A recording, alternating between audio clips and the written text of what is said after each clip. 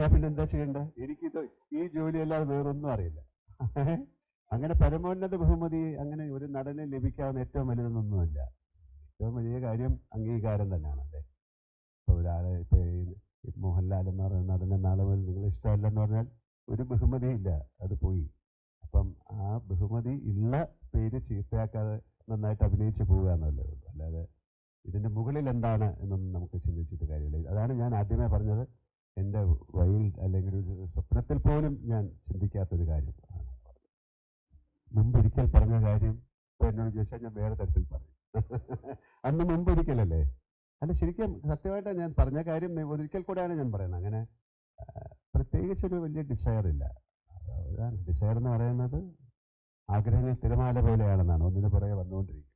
അതിങ്ങനെ അതിൻ്റെ രീതിയിൽ പൊയ്ക്കോട്ടെ, അതിൻ്റെ ഇടയിൽ ഇങ്ങനെ അഡ്ജസ്റ്റ് ചെയ്ത് ഞാൻ പൊക്കോളാം.